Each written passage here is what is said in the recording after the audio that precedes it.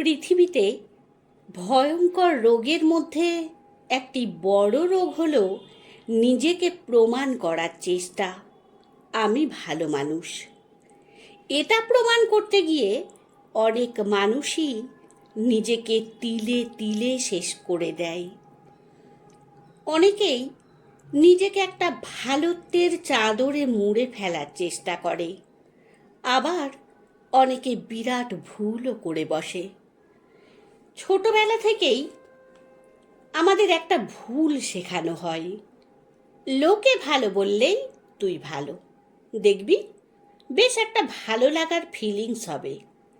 কিন্তু এইটুকু বলতে ভুলে যায় তারা যে সেই লোকগুলো কারা। কে ভালো বললে প্রমাণ হবে যে আমি ভালো?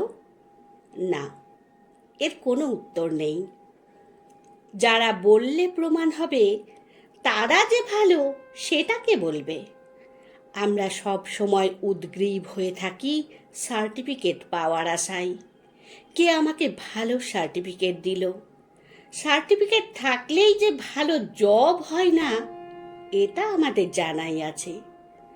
যেদিন নিজের সামনে দাঁড়িয়ে চোখ নামিয়ে গলা না কাঁপিয়ে বলতে পারবো কারো কোনো ক্ষতি করিনি, মানুষের দুর্ভোগের দিনে এগিয়ে যাই, মানুষকে তার প্রাপ্য সম্মান দিয়ে থাকি, সেই দিন বুঝবো আমি ভালো মানুষ।